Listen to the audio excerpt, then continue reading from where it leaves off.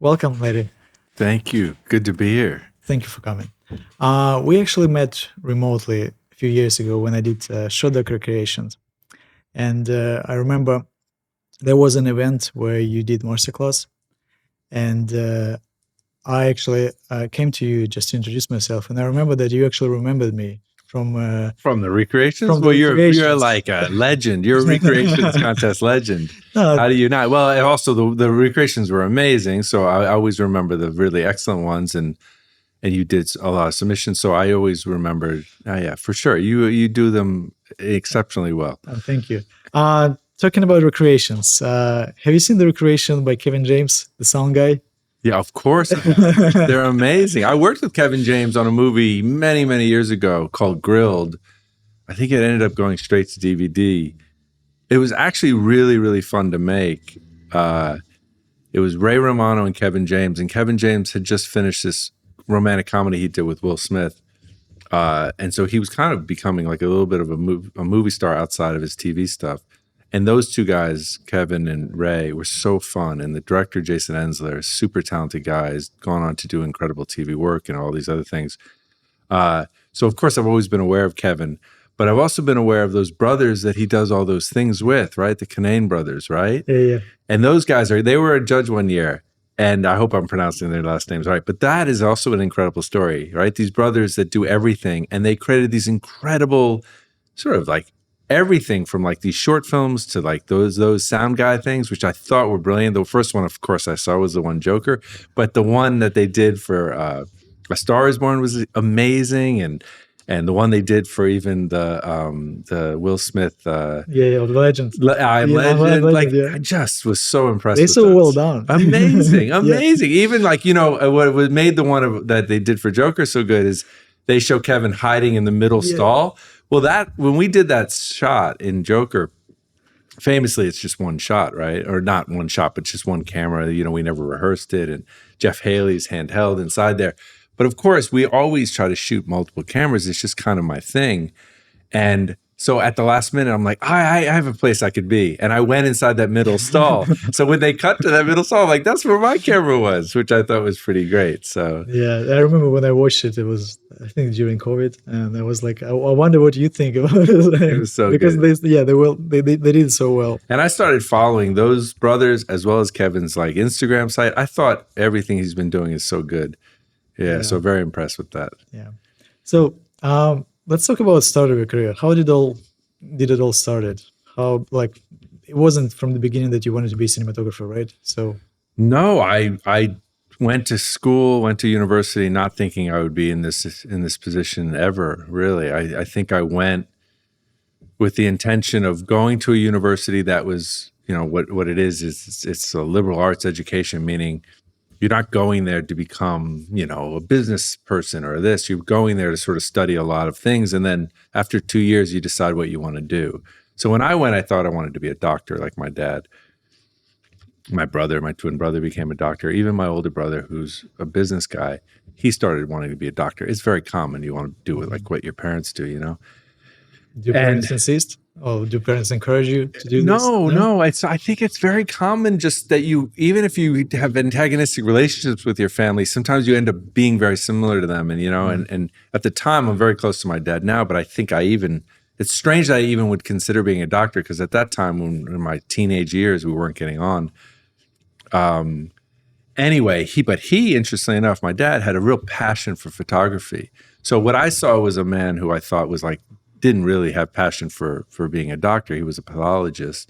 My mom taught the deaf, and they both had really interesting jobs. But my dad, what I remember was his passion for photography. So every moment he wasn't at the office, being a pathologist, he had cameras. He was doing nature photography, macro and micro photography of like insects, strangely. Mm-hmm. And so, which now I'm very interested in as well. So I was around it as like something you could do as a passion, but not really thinking of it as anything to do as a career. So, but I never really had passion for medicine either. So that flamed out. And then I became an economics major because it was something interesting, something new. I didn't know anything about it. It was a very good major at Wesleyan University where I went to school. So I took that on. for a couple of years, I really liked it. And I still have a lot of interest in economics. If you see what I'm listening to in my car on podcasts, it's almost exclusively economics podcasts or political ones. It's not film stuff at all. So I still have interest in that. But around halfway through college, I rediscovered film and I rediscovered photography. And then it was like there was nothing I wanted to do more than to basically stop studying anything in economics and just start learning everything I could about movie making, but really cinematography, because I had a little bit of acumen and passion for the photography end of it. So that's where it started. And then once I graduated from university, I just moved out to LA trying to figure out how to become a cinematographer. So you wanted to be cinematographer straight away, right? I did. So, but you took other jobs before that, right? Once I started getting interested in cinematography or filmmaking in general, there was a professor at my university that had a girlfriend that worked at Miramax, right? So, you know, Bob and Harvey Weinstein, and in New York. And so I had an internship for 2 summers, I think. And so during that internship, I did a couple of things. I worked in the production department, which meant they were cutting trailers. And so I learned a little bit about that. And then the other department was marketing. When I would sit outside of a theater, I'd collect people to go see a new movie. I would do like what's now called like NRG testing, you know, the testing where you find out like what people thought. They would do that in-house at Miramax. And so that was my job over 2 summers. But the other thing they taught me to do was just to do coverage, you know, so you take a script, you read it, you give an assessment of it. You basically give like an objective assessment of it by just telling the log line and what the story's about, and you know, in 1 or 2 pages. But then you actually rate it, and you even give your own critical assessment. Like, do you think this is good? Do you think it's you know, financially viable? You know, anything like that. And so I had that skill going to Los Angeles when I moved across country right after graduating. And so that was one skill I had. And my friend knew somebody who needed somebody to do coverage. So the first job I had was actually doing coverage. And I would do 10 scripts a week for many, many weeks. And I read hundreds and hundreds of scripts. And it was invaluable to me having just a real experience with understanding screenplays, also understanding when a screenplay worked. It often was in the first 3 or 4 pages. And it probably helps you now. Oh, it helps so much, you know, because obviously a big part of the job is, you know, reading scripts and differentiating between scripts and, you know, understanding a good script from a bad script. And so that was great. But also I wanted to learn how to become a camera assistant, because that was the first way to sort of become a cinematographer. And so I went on I was a PA basically running film from the desert and back to LA over a couple of days for a shoot. And I just was pestering the camera department to help me, like, can I go to your next prep? Can I learn how to load magazines? And they did. And then out of nowhere, they said, we lost our loader. We have a job that starts tomorrow. And they said, can you come to North Hollywood just like we are right now? It was very close to here. And it was a camera rental house called Hollywood Camera. And I learned how to load BL4 magazines, right? Which are like, you know, a very old camera that doesn't get seen very much. You learn it on the spot? On the spot. Oh, which was hard, right? I'd never loaded a 35 millimeter magazine. And that's obviously the number one job as a lawyer. Yeah, of a loader. I was like, oh my God. But then I still hadn't read my scripts because, again, I was a kid. I was 22 years old. And so I was invariably procrastinated. And I usually would do all the work on the weekend. And here I was, 11 p.m. I just learned how to load magazines. And then I had to go home and read like 6 scripts and do coverage, which isn't enough time to do it at all. But I would just like sped read them, did my coverage, and faxed them in.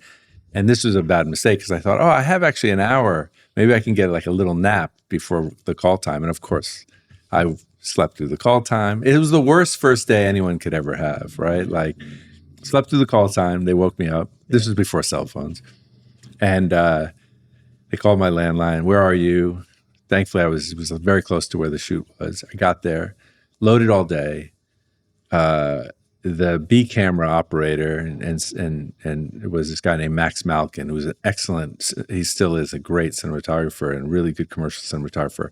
He was early in his career as well.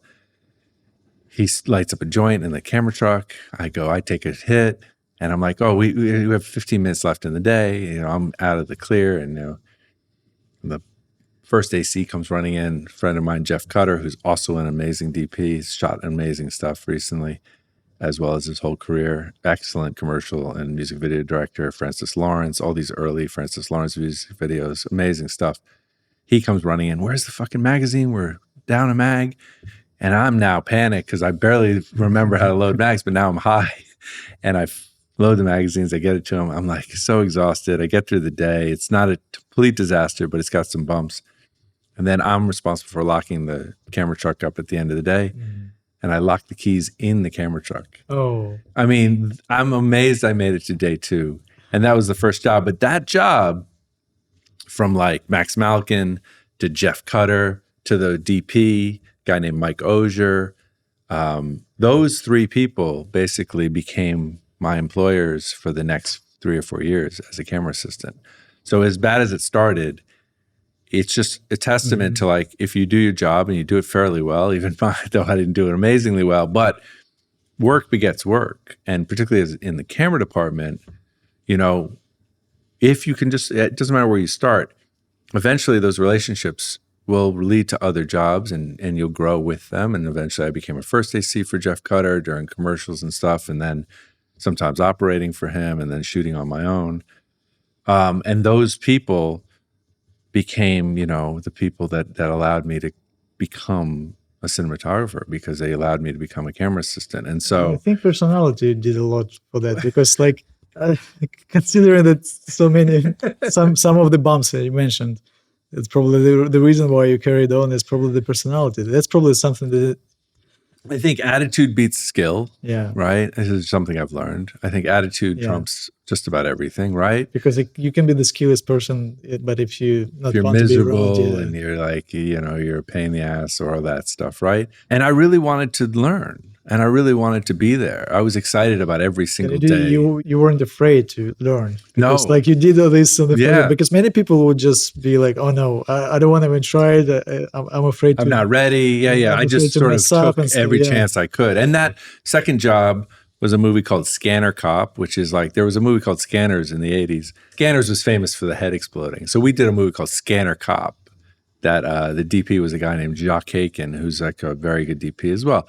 And Jeff Cutter was the first AC. I was the second AC. I was in charge of driving the camera truck to and from location, which is totally irresponsible because it was non-union. You wouldn't do that today. But that job, you know, was so fun because, again, here I am now in a movie and there's like, you know, an actor I recognize in this, and that movie led to another movie. And suddenly, and I just was so excited to be on movie sets that every opportunity I had, I wanted to learn more. So I would spend that second job sitting with a geared head and a mag light taped to it.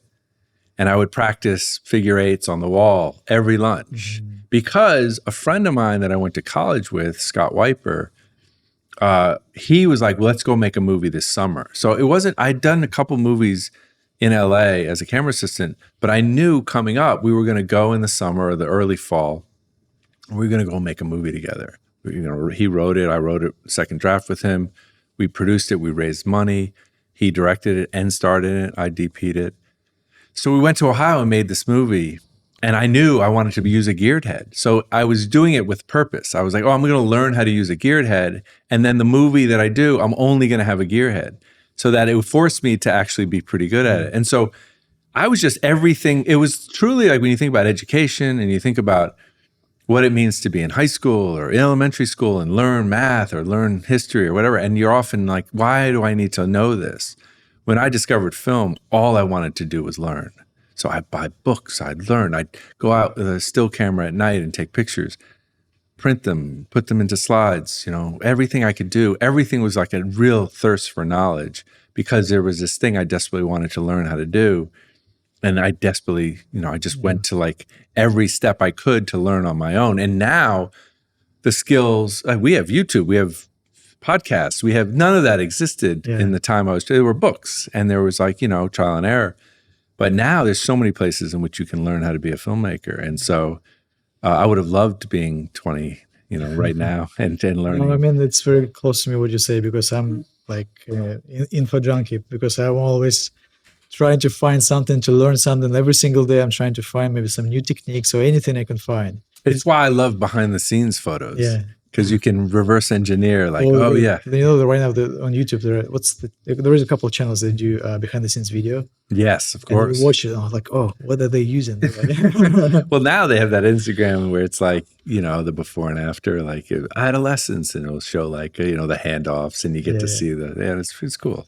So that movie I shot was right after I graduated. So that kind of was my film school, because then we shot it over that over that summer and fall. And then I went back to LA. I started working a bit more.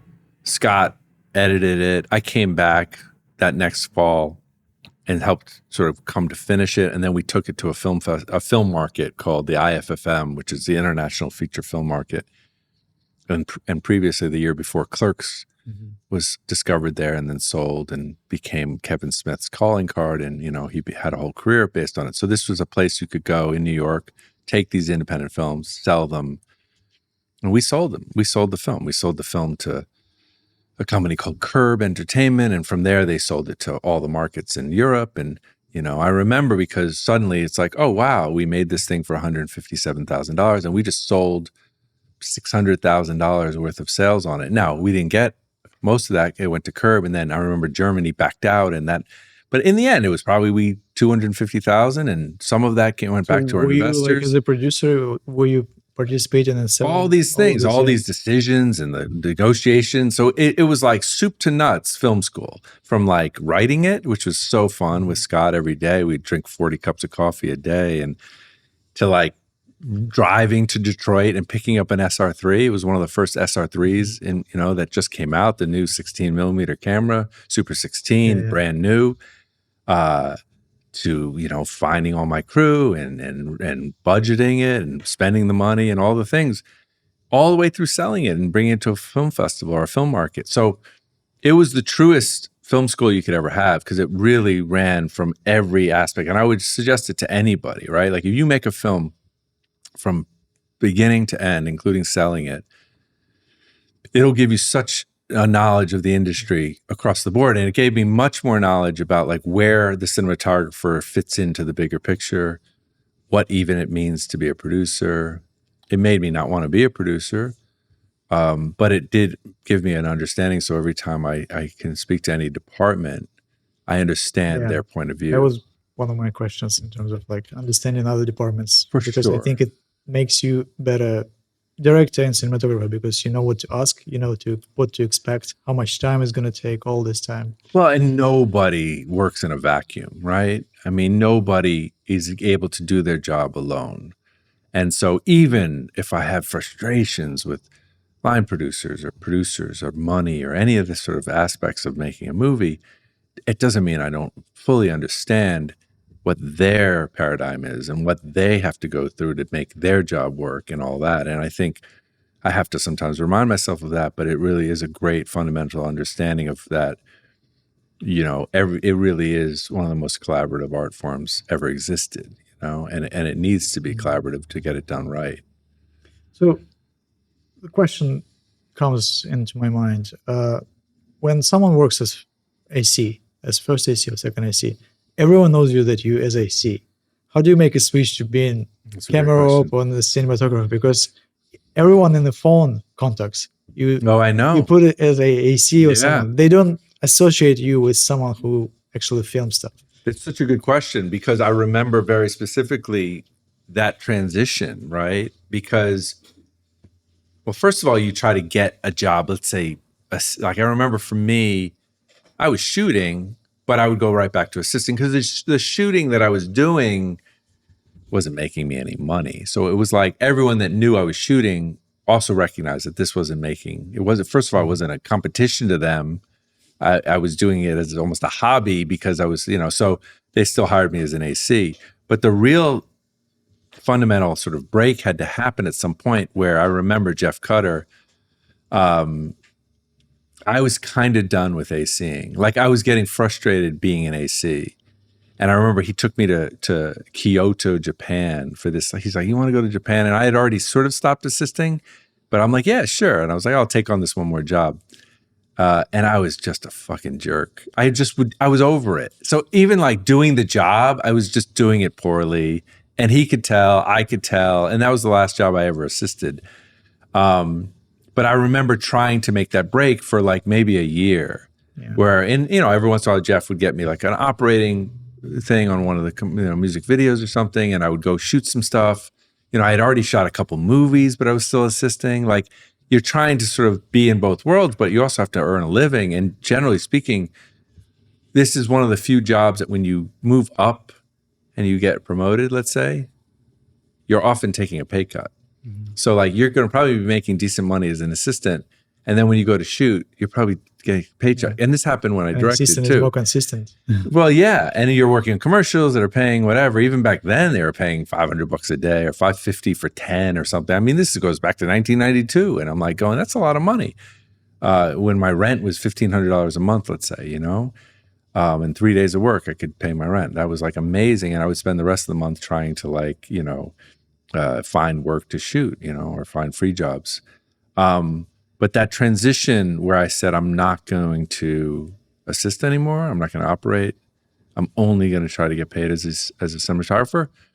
It was crushing. And you started rejecting the ASC jobs. Yeah. Because at some point it was the only way to sort of like make that statement to the rest of the community that I'm only looking for shooting jobs now. And I think at some point, most people have to make that decision somewhere because they need to be seen in a new light, right? And that was hard. And by the way, that was 8 years after being in LA. Yeah. I remember it was 2000. It's but talking about AC, you said like many people start as AC, transition into DP. But I actually met a few AC who told me that AC is not always a stepping stone to cinematography, and they actually didn't want to be a cam op, and they didn't want to be a cinematographer. They just want to be AC, and it was interesting because they want to be the best at what they do. And longtime assistants, both Julie Donovan for the longest time, who she went to AFI, and whether maybe some early days, but eventually she was like, no, I actually now want to produce, and that's what she moved into, production managing locations, and then onto being a producer. But my longest then, other AC, Greg Irwin, is an AC, and he's the best of all time. He's just a career AC and does it spectacularly well, as good as anybody in history. So, yeah, of course. And so what I would suggest is going, well, I always saw it as a stepping stone. So if it's a stepping stone, make sure it's just a stone and not like, an entire like driveway or whatever the analogy would be, because like make it just the stone to get you to the next place, because the handcuffs that come with like a really good paycheck can really sort of be tough to then break away from. I know exactly what it is, because sometimes I took jobs as a gaffer, and some people just save the contact and they say like, put it as a gaffer. And every time they contact me, they say, we need a gaffer. And during the conversation, you figure out they don't have a DP. And they're like, why don't you like ask me for a DP job? And they say, we didn't know. We didn't even know that you film, I was like, in this moment, I realized how all this works, I think that's, and by the way, not their fault. Like they look at it. Yeah, exactly. Like I wouldn't assume, if you didn't know. And I think at some point you have to sort of declare it openly to the world in order for it to happen. And that was it was a hard year. It was a very hard year. All these years you had worked as AC, you probably worked with many different DPs, right? So you kind of learned. You learned from them how mostly commercial stuff, which is funny because I don't do that many commercials. Most of my work, 90% of my work, is narrative, and most of them are features, and almost all of them are features for a screen, and not even for streaming or anything. So most of the DPs I worked for, Jeff Cutter, Marco Mazzei, and sometimes Max Malkin, or even Sal Titino for a short amount of time. Yeah, they were all doing commercial work and music video work. But I would spend the time working like I would when I was practicing geared head work. I would spend the time with a little notepad, and I would draw out the lighting setups. And I would, after I grew up a little bit, in the early days, I'd spend most of my time flirting and fucking around and not paying attention to the job as much as I should have. Those were the first couple of years. Then I really got serious, and I would try to, do my job very well, but also try to take notes, be really present. I was like constantly using every single set I was on as an opportunity to learn. And even if I never revisited those notes of the lighting setups, the process of writing them down and and seeing what Mark Omisay did with, like, you know, Matthew Ralston, who's like an incredible still photographer and fashion photographer, and seeing what they did with like a hair commercial, high-end hair, high-end beauty, and what units they were doing, if like pre-Chimera, like building your own Chimera out of like foam core, and like you would build it and tape it together, and that's what, like, before Chimeras existed. That's how old I am. They would build those, and that's how the Chimera basically became the Chimera, you know. And so witnessing that kind of stuff was amazing. So I want to ask you, what is your methodology when you go to a location, and how do you get ideas in terms of how to light it? Is it like before the blocking or after the blocking, or you see the location, and how does it usually work for you? Because so much, I mean, I've gotten a little better of being able to sit in a black box of like stage work and think of it from zero. But so much of like location, and, you know, starting in indie movies and small movies and even big movies that were mostly shot on location, to me, the location is everything. And it's going to tell you how to light itself.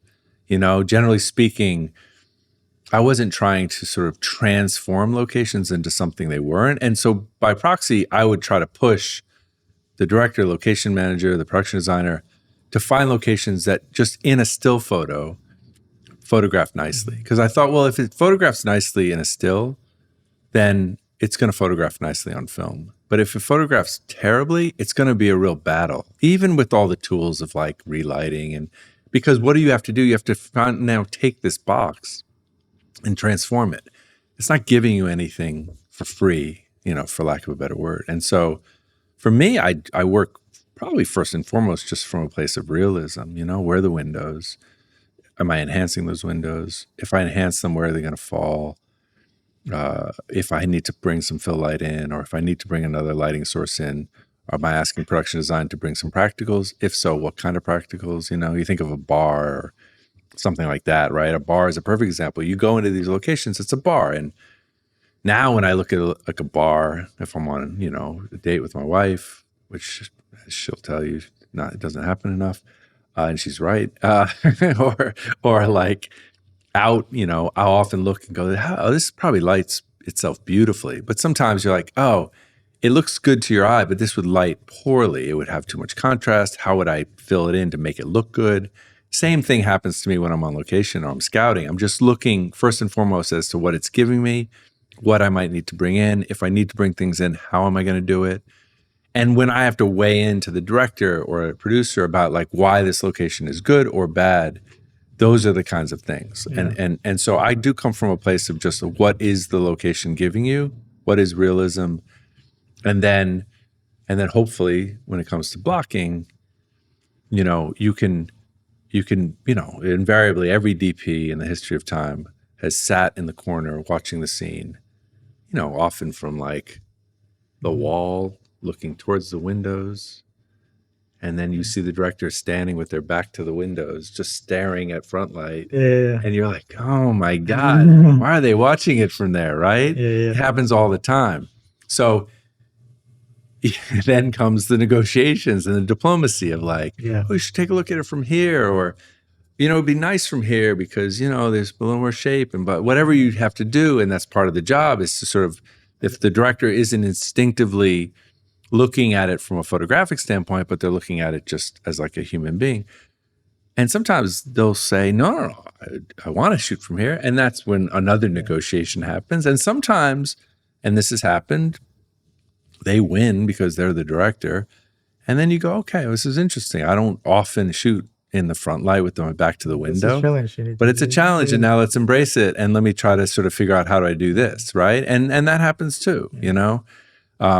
But yeah, this is all part of the process, and it's both the same and different for every movie. It's the same and different for every, you know, director that you work with. And to me, it's also happens quite often when directors, because and it's not their fault. They're not us. They're not cinematographer. They don't think in terms of lights and where it should be. You know, and sometimes they see like a location that you see it's flat, or you see the, for instance, like exterior shot, and it's front lit.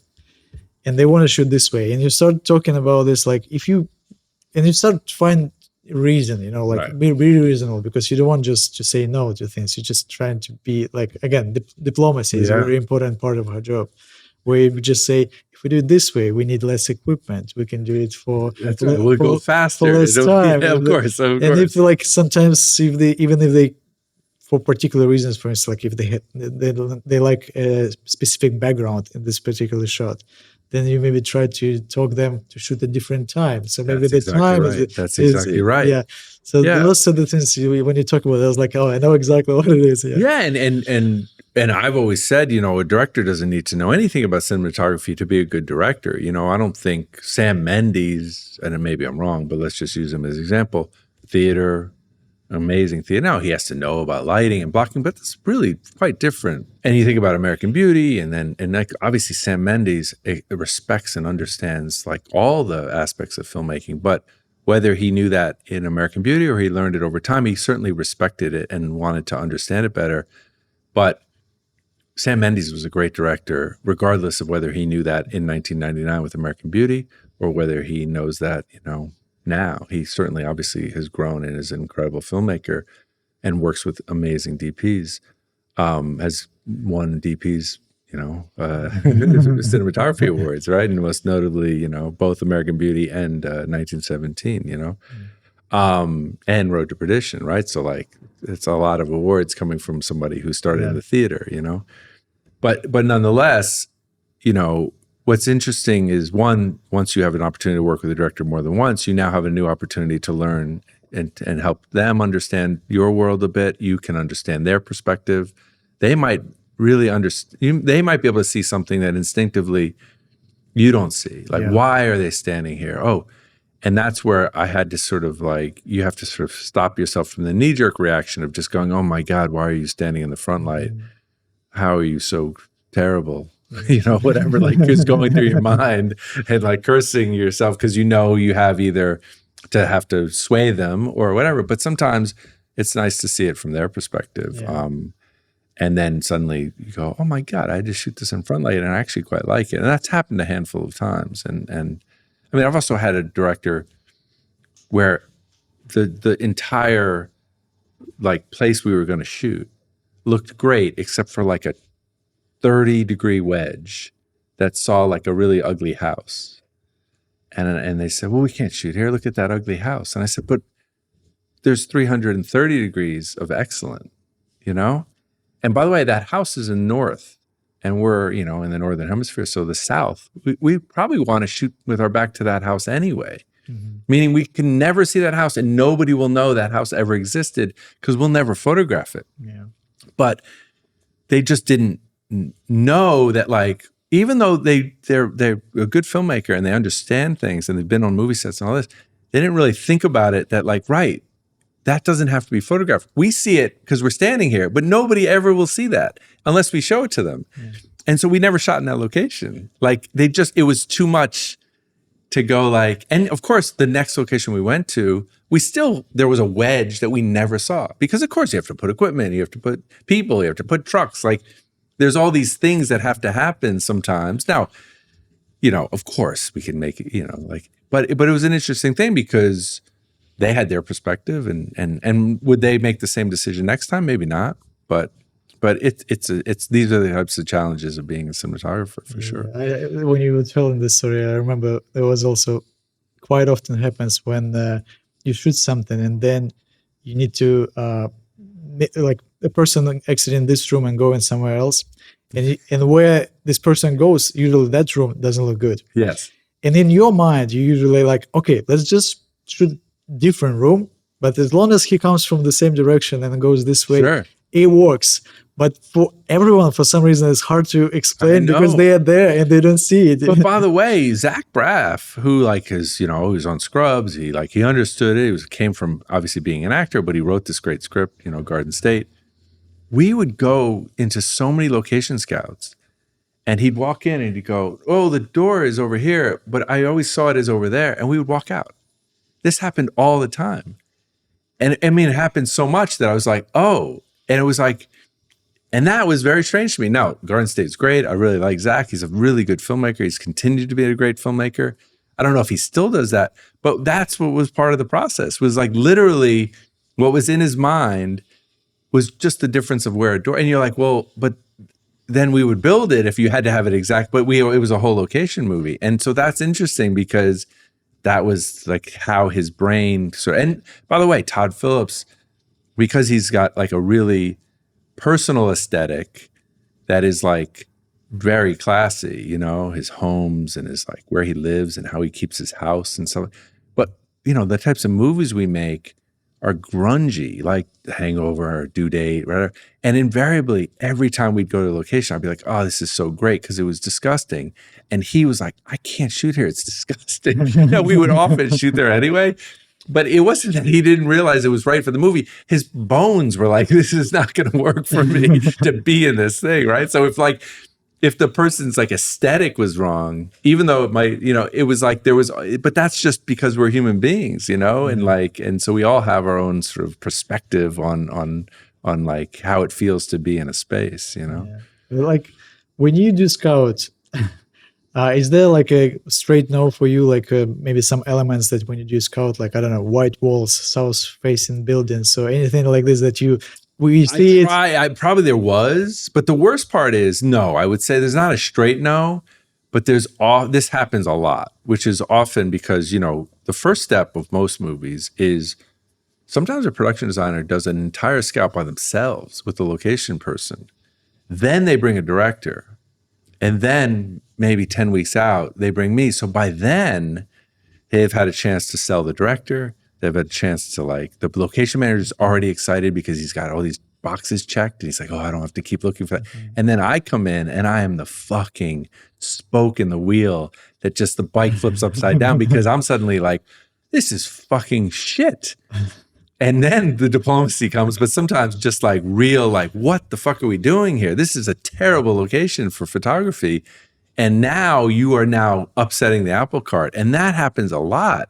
And it's a really problematic thing. So to some extent, the solution is how early can I get on, even if it's just for those early scouts, to like make sure that your point of view is, as a cinematographer and as a photographer, is heard because they have their paradigm, right? The production designer might be looking at this eye and the director has it, and suddenly your voice is not in the room and you are basically now are looking at a location that everybody has said yes to.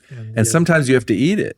Sometimes you can't get them to turn it upside down. You want at least a picture or something of this location before you make a decision. In the picture, it's like, it doesn't really show how bad it is. And, you know, it's like, and so that happens a lot. And and by the way, you win some and you lose some, and you sometimes lose, and then you have to make it work. Trust me. I've also done it, and then it's a new challenge, and been happy with the results afterwards.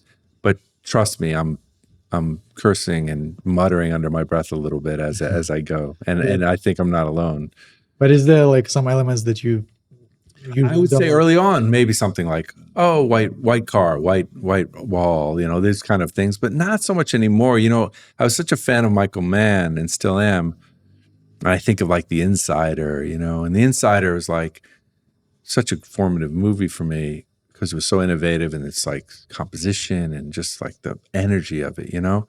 And he would go to like the real place that like something took place. And it would be like a courtroom in, you know, Alabama, and it was all white walls and gross fluorescence. And I'm like, yeah, but you know what? It's great. It's authentic. So that idea that like white walls and this can't work is it works when you'll know that when it's great. When it's shit is usually because the other parts aren't good, right? Maybe there's too much internal contrast.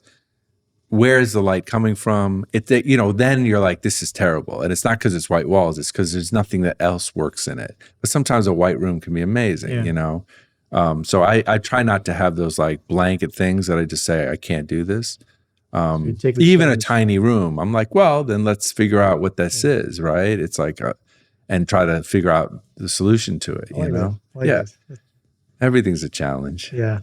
I think it's the creative process when you put against the wall to find a way out, you know? Yeah, exactly. But that doesn't mean you also don't try to change it if there's another way. Like I've always said, if we find the right location, even if it means a little more work, even if it means that box that was checked by the location person or the production designer or even the director has already been checked in their mind. And it's like for all the decisions you have to make in every department, everybody just wants to check boxes off. It's human nature, right? Even if you are now the person who's like, uncheck some boxes, we have to keep looking. Because if you find the right place, as you mentioned earlier, it's cheaper, it's faster, and it's better. So you've done three things that are going to benefit the movie and the production if you just spend a little extra time finding a better location, you know? And so for me, those will present themselves and you say, this is worth it. Because if we do this, you know, it will save money. You mentioned, well, the Garden Island. Garden State, yeah. Garden State, okay, Yeah. sorry. I think that movie has a special place in your heart because I multiple times heard that this movie gets overlooked and you mentioned it. And I feel like, is that like because it's kind of a movie that people still bring up to me even generations later. I watched it. I loved it. Yeah. I mean, I think because it was like a watershed movie for me. It brought me new opportunities. You know, it went to Sundance. It went to theaters. It made money. It was like, it gave me opportunities. Was it the breakthrough? I think it was probably the biggest breakthrough movie up to that point in my career, and gave me opportunities, right? Which is always what each project is going to sort of continue your path or change paths or do something, and it's going to. And so with each movie, you know, you have that potential. It was New Jersey where I grew up. You know, I really liked the script, and I liked Zach, and I liked the style that we sort of created, and so it felt right, you know. And so making that movie felt special while we were making it, and it had a special outcome too. So it fulfilled a bunch of things. And how is it working with actor/director?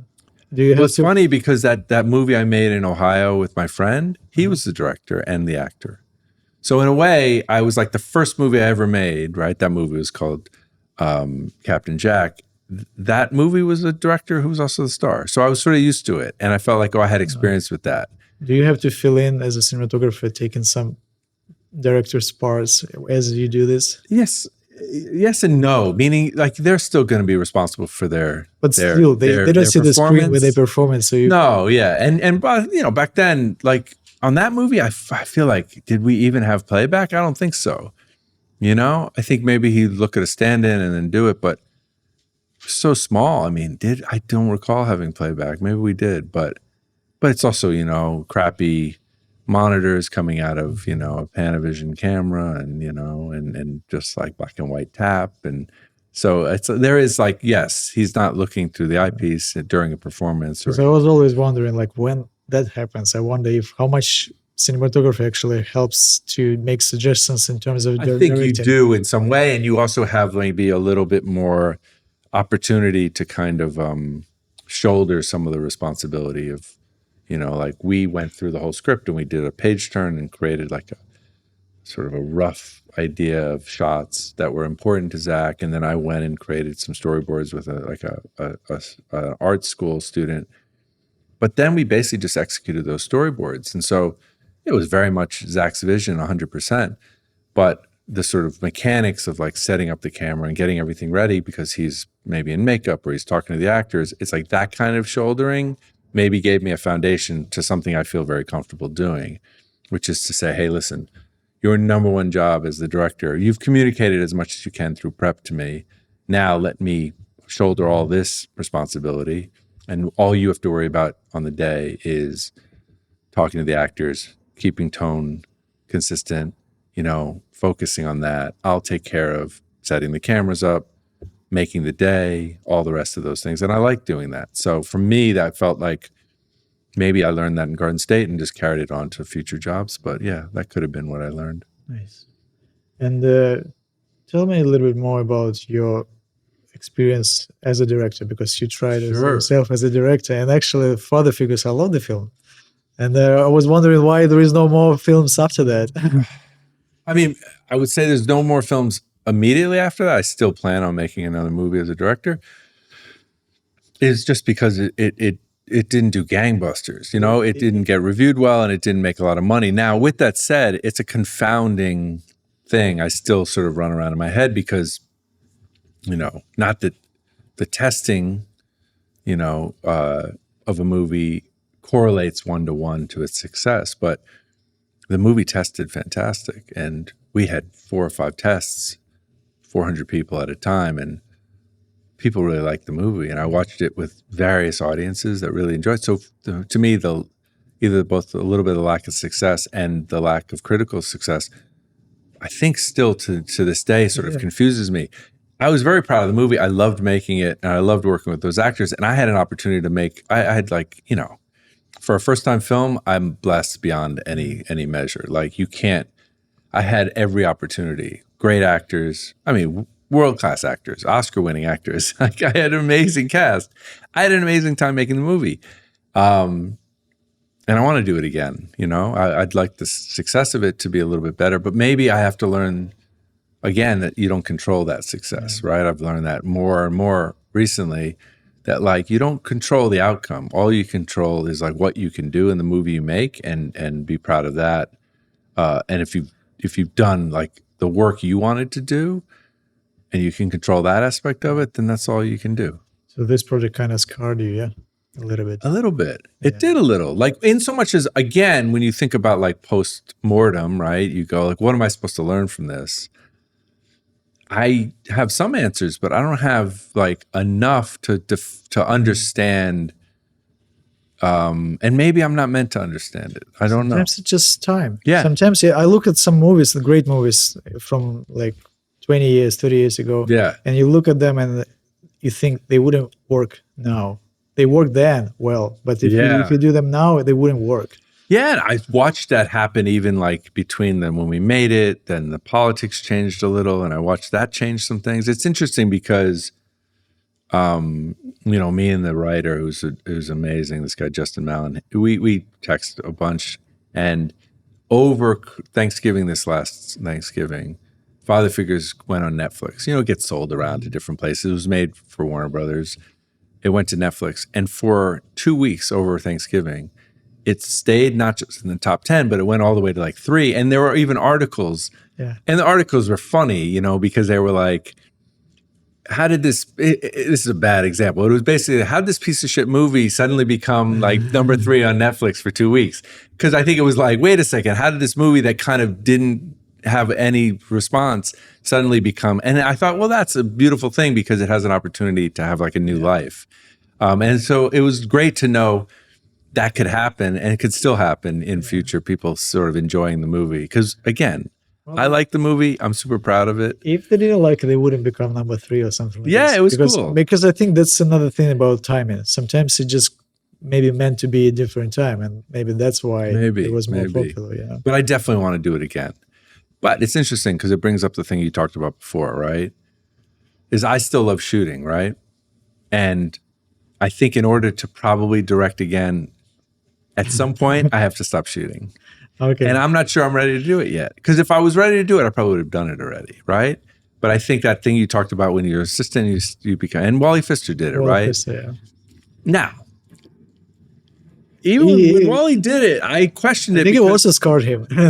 Well, only because I think about this with regards to actors, right? You go, well, Ben Affleck was struggling maybe in his acting career, even though he's wildly successful, very famous. And so he then started directing, right? And he makes, Gone Baby Gone, excellent film. Yeah. He then goes and makes the heist one, which is fucking amazing. Come on, tell me the name. With like Jeremy Renner and him and Rebecca. Again, we'll put it on the thing. It's like Jesus, I will remember it, right? Boston movie. Also an amazing movie, even better, right? So now this guy's second movie is even better. He makes Argo, it wins Best Picture. Like, the guy's an incredible director and still is. Yeah. But he also went back to acting. And I always say, like, well, wait a second. Why does this guy get to still be an actor? He didn't have to stop acting to become a director. He actually went back and acted Gone Girl and other things and was doing really good work, right? It like maybe gave him a newfound appreciation for acting and made him like enjoy it more. Who knows? But like he didn't have to cut off his arm so he could like. It works differently with actors. I know, but I go, that's unfair, right? So that's a little bit what I think. Now, the other thing that is also the fear when you direct a movie. Cooper also. Yeah, of course. Bradley's So directing, it's still acting, acting. yeah. Yeah, of course. And Bradley's a fucking great director, you know? So my point is like he gets to sort of keep doing the thing he loves and do this new thing he loves. And so I think there's but it's also interesting because I think what people often would think is like once you start directing, people are going to stop hiring you as a DP because they're going to feel like, well, do you want to direct this movie? Because I don't need you to direct this movie. I need you to shoot this movie. But for me, directing gave me much more appreciation for my directors, and I think made me a better DP. Mhm. So that's what it did for me. And when I take a job as a DP, I do not want to direct that movie, but I want to support the director even better than I ever had before by understanding what they're going through every day. But yeah, I think there's probably the truth of the matter is How is that? to direct, like really direct, I probably would have to stop shooting, like Wally. So he's not filming, yeah? He only directs I now. don't know if Wally's shot ever again since he stopped, after Inception. That's hard stop. Hard stop. He did a hard stop. Yeah. He did a hard stop. So how is that? Yeah. How is that working with another DP when you direct?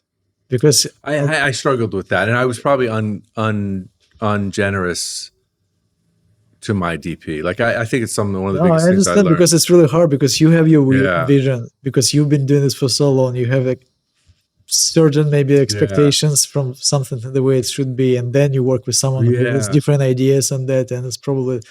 I tried to do better with that. I hope when I did some TV episodes over COVID, Ross Riggs shot that, and he did a great job. And I hope I was a little bit better. I probably could still be better. It's a challenge for me. Is it's it a like challenge. a lot of micromanagement, or I tried not to be as much. I think on the first one, I didn't try to be super micromanaging, but I just think I didn't collaborate with him in the same way that I would have liked to have done if I was shooting it, right? So I just didn't do the thing. If I was in his position, I would have been annoyed, and he was, but rightfully so. Like I think he had every right to be annoyed.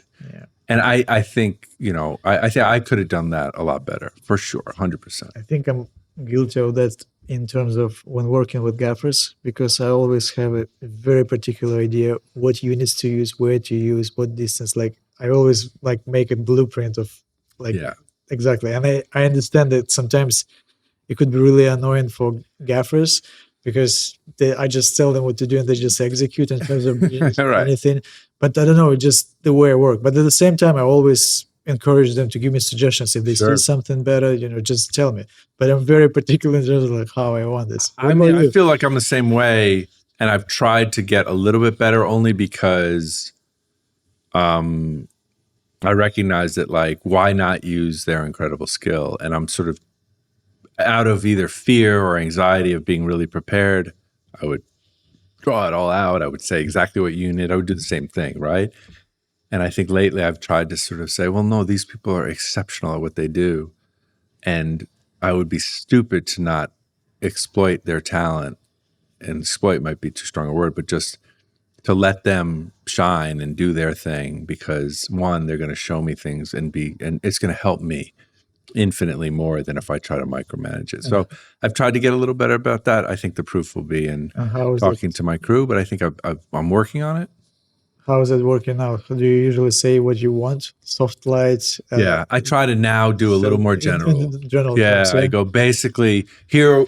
I might say something to the extent of going, well, this is my concern, right? I need the light to fall here. And I need it to be pretty consistent from here to like the wall, right? And so then let them figure out, okay, does that mean the units have to be bigger and further away and all that kind of stuff, right? And then we'll have little things where I say, oh man, usually it comes in the form of like wanting control over things because I like to work so fast. Mm-hmm. So it might be like, I know we said don't put it on motors, but how are we going to move it? Like what? I always go to like the worst case scenario. So I'm like, oh shit, what happens if we need to move that light or adjust it? Is it somebody on a ladder? Is it somebody on a lift? Can we just put it on motors? Oh, we can't afford motors. Okay. It's like whatever that might be. So it comes in the form of like me trying to basically let them understand all the things I'm thinking about. And usually it comes in the form of like, I want to try to troubleshoot anything so that the day of shooting we have so many options and we can work really fast. And so usually I just try to let them into like all my anxiety so they can be part of the solution as well. Yeah. To me, I tried multiple times, give a general ideas what I want. Like I say, I want hard light here from the windows, let's say, and they go and start building units, and you think it was like, I really don't need that many units. I only need one unit just to give this. And they started doing their work, and I then feel guilty because they have to do so many work, and they have to actually scratch it and just use. I know. So yeah, it's right, and try to get involved a little bit early. Yeah. It's that same thing. It's a collaborative job, and the skill of people working in this industry are like, it's the best thing about the movies. It's like we have incredible people with amazing creative and technical talent across every department. Yeah. Do you like storyboarding? No, you don't storyboard. No, I like shot listing, and if I have the time, I don't mind prevising, because prevising at least is like real camera positions, real camera lensing. You can add things like depth of field. You can visualize it. It gives you a sense of of motion. But yeah, I've always struggled with storyboarding. Yeah. Always. It's not something I would choose to do. And even when like a producer or somebody like requires it, I just go, well, I struggle with it. Yeah. You just want to keep this freedom and flexibility to be on the day finding a shot, right? That's right. And to me, if I just describe what I'm like in a shot list, that'll be everything. And little overhead drawing with like positions of cameras and go, okay, here's the wide shot here and another, that is enough for me. Do you help directors with blocking? Because I know that blocking kind of director's job, but I find myself always helping out directors actually figure out the blocking. Do you do this as well? Yeah, as much as again, it's going to depend on the relationship and it depend on like the person. It's funny. It's like, blocking is like a technique that is you don't see as much of it as I think if you go back and watch movies. I mean, there's certain directors that really are like incredible at blocking. Spielberg, of course, but I think even I look at some of the blocking that Nosferatu, it's like the stylistic of like tying shots together in a way of like the actors moving into position to become like a close-up. Camera can be static.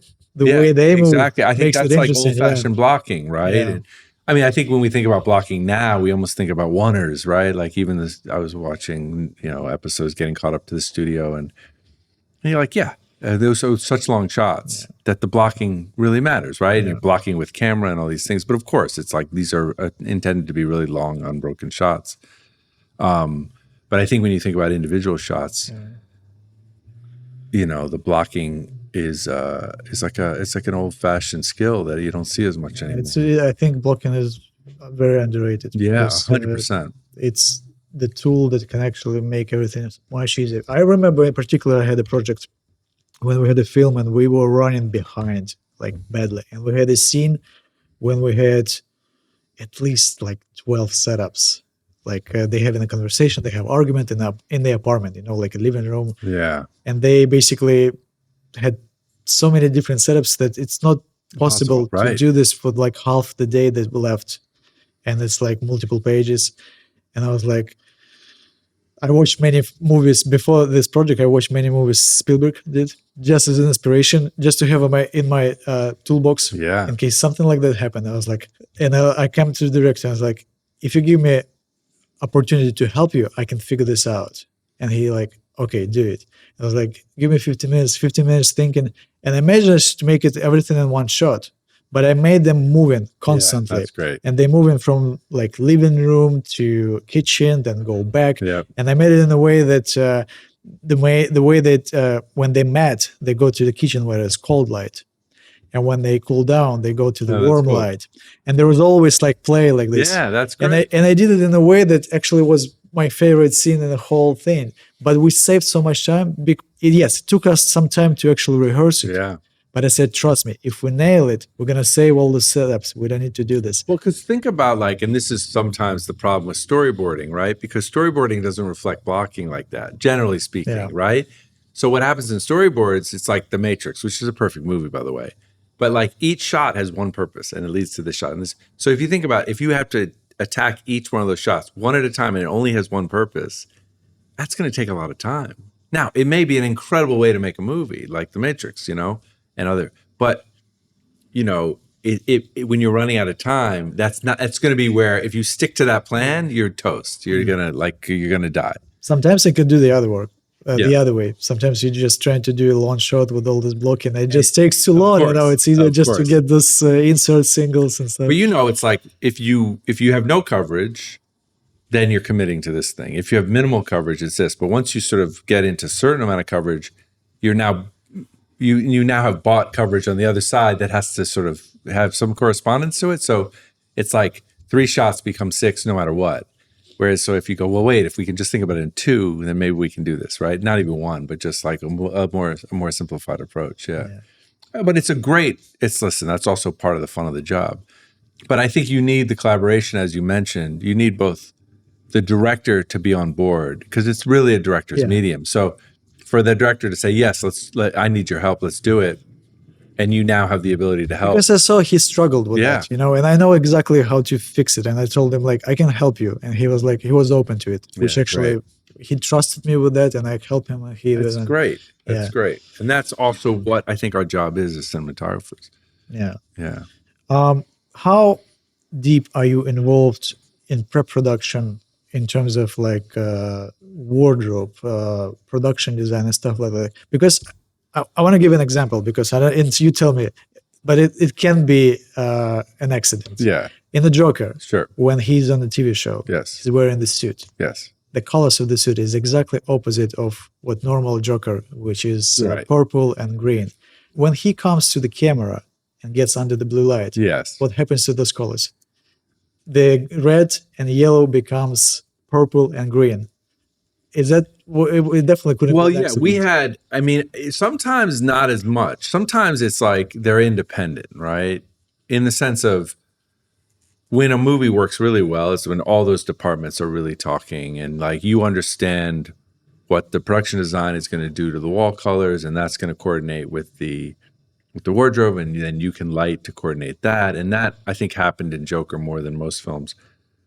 Obviously, you think about a filmmaker like Wes Anderson, that coordination is happening. Now, I think it happens mostly from the top down, and I think the cinematographer is part of it and might weigh in, but probably less than you think. Like those decisions about the opposites of Joker's wardrobe, between like his suit here and there, is being discussed throughout all of pre-production. And because my pre-production on those movies with Todd are long, I'm involved in them. They start with Todd, though. They start with Todd's conversations with each individual department, and then we start to come together, after some decisions have been made, and tend to start to coordinate a little bit. And we do some testing that gets it in there. The blue light thing, to be quite frank, was a little bit of like a lucky thing. Really? Yeah, because the blue light thing was like more of a... It was insanely lucky, because it was so subtle, and I was like, oh my God, it's like... Only because, and I'm just being honest, because the blue light thing was more of like, well, foundationally, there's 2 ways of thinking about light in the sort of backstage. There's probably just 2 ways you can go, either red or blue. Because red is traditionally like where to go in backstage, because it's like a dark room. It's like you can see, but it's dark, and so it's like, separates you from the world. But with that crowd of people, I just wanted to go blue, in large part because just some references, like there was a scene in Magnolia with like P.T. Anderson and like the little like backstage of like the game show, and I liked the blue, and so some of it came a little bit from that. But the goal was always he was going to walk out of the lighting and into the blue light. So that was obviously always the intent. But the way that it transformed the thing was a little bit lucky. Yeah. It's a crazy life. Yeah. Because basically the character in this moment has changed. Of course. And changed. And it basically goes into blue light, and his suit becomes purple and green. I was like, oh my God. Yeah. I should just take credit for it. Yeah, you should. Do you think you have a style? Because I feel like when watching your films, I see there is like a little bit of pattern. You like green, you like yellow, and all this very often can be seen in your films. Do you think you have a style, or do you have like... I do think I have a style. I think if you sort of take all my movies and, I think I think I like things that are sort of a little bit dirty. Mm-hmm. I think I like things that just aren't, so with the blue and the sort of cyan and the yellow comes from just not a clean, Yeah. color from like light, right? So whether it's sodium vapor or fluorescence or whatever, it's that patina that comes when it's like kind of, a little bit real, right? And I always liked things that feel somewhat authentic, but sort of enhanced. So it's like an enhanced realism, or it's like for lack of a better word, like a beautiful realism. So because the realism part is always a part of it, I think stylistically that always exists in the photography to some extent. When something, there's certain movies and certain types of movies that I think I could never execute that. It's not in my bones. Now, maybe I could, but I would feel like I was, it would be a different kind of challenge. I have in that regard. Yeah, I think there's a certain look that's present in a lot of my movies. Yeah. Do you think this look has developed over the years, or you Yeah. always were graduated? No, I think it has developed. I see it develop. I mean, but some things are consistent. That realism aspect is somewhat consistent throughout, But yeah, it's developed for sure. It's different. I can see different moments in my career where I started exploring some of those things more and more, And another question I had, but you kind of already answered. I wanted to talk about philosophy in terms of camera approach, single camera or multiple cameras, but you already answered. Well, yeah, it's interesting because I'd say, and this has developed over time, right? Which is, and I don't know if it's something where I need to sort of try to break away from it, or I think it works, and I've seen it work firsthand, but that I do like shooting with two cameras and sometimes three. And what I like about it is this sort of thing that happens stylistically that I like is this idea that the camera is not necessarily in the most perfect position to capture something, right? So when you get off axis or something that can happen with a B camera, right? Like there's often a time when you have A and B cameras. And I've done this back in my career, I Love You Man or something like that, where you would literally like stack them like a maybe a medium shot and a close up at the same time. And it's like, well, we saved ourselves time because we didn't change the lens. Whatever. All it did, it's like you made two compromise shots. So when I started thinking, well, the B camera has an opportunity to be something more unconventional. And Joker, I think, was a good example of this, because Joker, for the most part, feels like a single camera movie, like a single camera. How many was two? And it was two. But we tried to think about it like that. And the philosophy of that movie was, let's make the one camera shot work. So that'll never be compromised. And then so we'd set that camera. I'd set that camera with Jeff, and I'd go, this is the camera. And then I would come in with the B camera right before we started rolling. So I'd make that A camera work, and then I would just go, oh, let me go find something with B camera. And so I would go to an unconventional place with it. And it never compromised A camera. And it was always meant to just be something interesting and something, a little less conservative. And because of that, it became something that was often a really interesting shot and became a big part of what the look of the movie is. And then I started realizing what I liked about that. So then that became part of the philosophy. It was like using B camera, not as like a stack thing, but as a way to just put the camera in a place that if you did that only, and you only did those shots, you work a lot slower, right? And we like to work with pace and keep the energy going. So it allowed us to get more potential coverage in an interesting way that was uncompromised to the A camera. And so that became a philosophy of mine, which is shooting two cameras. And then, depending on the space and depending on the budget, if we had a third camera, I could often find a place for the third camera to do the same thing.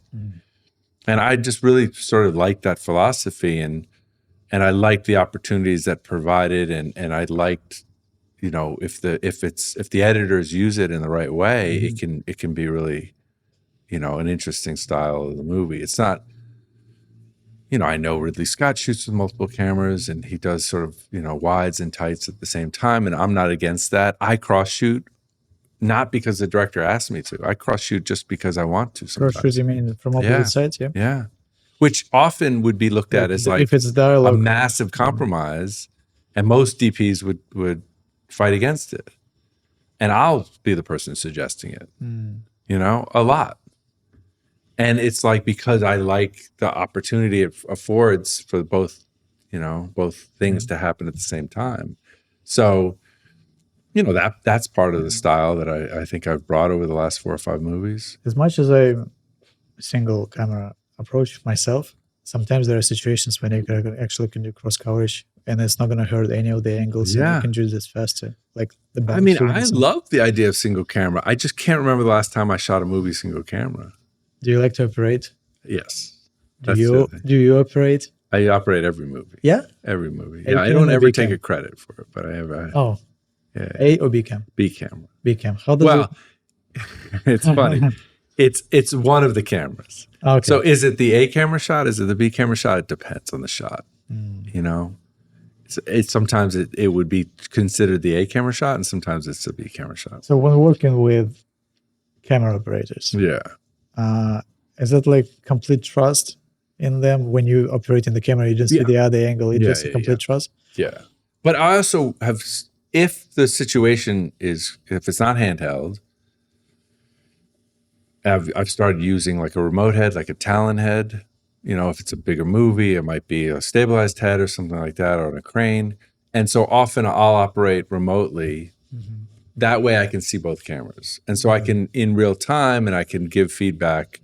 And I also know where that camera is. So if I'm coming in from another position, I know I'm not going to compromise their shot. Okay. So that's one way that I operate, so that I'm able to sit at the DIT, right? So I can see the image and have full control over the image. I'm not like, wondering what the image is looking like. If we need to do anything, real time dimming, or, if we have to sort of do any sort of adjustments like for the iris or anything, I can see it and I can be really engaged in the actual image we're photographing. But I also can see both cameras, or see 3 cameras, or whatever we're doing, and operate at the same time. Yeah.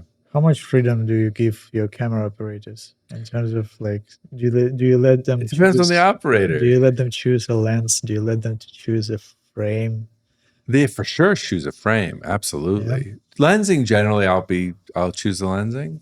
Generally. So you let them find the frame, and I mean, it depends on also the shot. There's sometimes I'm very specific on what I'm looking for, and I set the camera. And there are other times where I'm like, find something interesting, and I've worked with so many amazing operators that of course I trust them. Yeah, I'm listening to you and I'm feeling myself like a control freak, because I'm usually I control a lot of it. Yeah, and it's like a little bit headroom, a little bit this way. I do the same thing, of course. I'll give notes. Of course, I give notes after every take sometimes. Yeah. And sometimes it's like, it's just something that makes no sense. It's like, the balance of the frame feels different or better to me with headroom that doesn't make sense to them. And I understand why they don't do it, but I'm asking them to do it because it's just something I see, right? Sometimes those things like headrooms, you just can't explain. It's just a feeling. It may not work according, it's not by the book or something. It just feels right, Or center frame. Yeah. Right? They're like, like you think about it, like an operator shows up on your set not knowing you, they'll probably do tight headroom, very light, left heavy, right heavy type framing, That's instinctive, I get it. But sometimes you're just in a mindset of like I got very focused recently on just like a neutral tilt angle. Like maybe obsessively so. Because of the lines, vertical lines, so I don't know. Straight. It's just I always felt like either I was feeling the tilt or feeling the tilt down, feeling the tilt up, and it always bothered me, right? And so I started just like really liking a neutral tilt angle. I know what you're talking about. I did real estate photography, architectural photography, and when you do real estate, it comes from that. When you do real estate photography, your verticals have to be straight. Yeah, and I kind of like bake something in my mind every time I film something. I very often find myself tending to actually make the lines straight. Well, and think about like you know, Chris Nolan and like IMAX, that format is very good with a neutral tilt angle. It doesn't, it looks strange when it's sort of tilted up. And when you think about the way Chris Nolan shoots like aerial shots, they're always very neutral tilt angle, you know? It's like maybe he dives a little at the end, but like it's generally like has this kind of formality to where the center of the frame is, right? And they figure out actually, I think with Christopher Nolan, they started because he was basically one of the pioneers of IMAX, the huge screen. And the problem with huge screens was when they started filming IMAX with normal way they do this, when they do coverage dialogue one way on the other way, there was a fatigue on the necks. Yeah. People were looking this Yeah, and this yeah. way.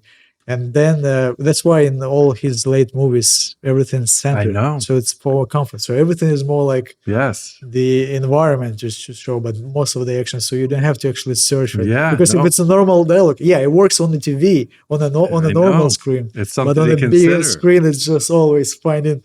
It's a real interesting thing because I think in the history of cinema, like that can be explained as like the Chris Nolan effect, you know? Yeah. And I think there is like, because people fell in love with Academy, and so like there are TV shows and they're like this idea, I mean, obviously Wes Anderson, but this idea of center framing as like a convention, has become very popular. Yeah.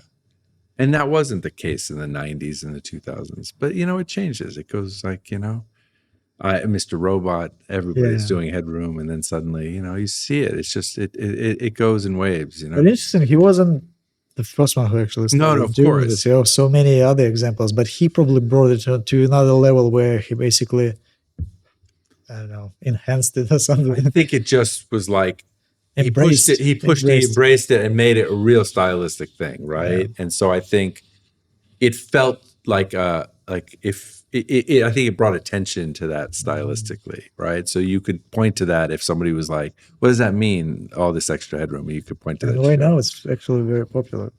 Still very popular. I don't know. Maybe it's not him, but what I remember was the Mr. Robot that it's proved that you can actually do this with. I think so too. On a higher scale, you know. Because before it was like, oh, you cannot do this. No, I know. Well, that's like anything. Anytime you sort of like, you know, lead the way in a new thing, right? So, I mean, the Nolan thing, interesting enough, with the IMAX, the real thing he invented, and I'm not sure if he fully invented it, but I can't think of anyone else who did it, was just changing the aspect ratio. You know, it felt in the beginning, it felt like it was someone didn't do the job and I forgot to crop it, you know, because I remember the first time I was like, wow, is that like a mistake or is that like, and then I started doing research. He didn't want to actually compromise the shot because of that. And now, like, now it's a whole way of making a movie. I mean, for me, it was Dark Knight because I remember seeing it in an IMAX theater and seeing it change from 239 to 190 or 239 to 143. But he uses in a way that he uses those aspect ratios just because the format he's shooting on. Of course. But I like the way like his brother on the Westworld they did when they did everything inside the world is normal and everything is outside is anamorphic with different aspect ratios. Yeah. And that's a powerful storytelling tool, you know? I think so too.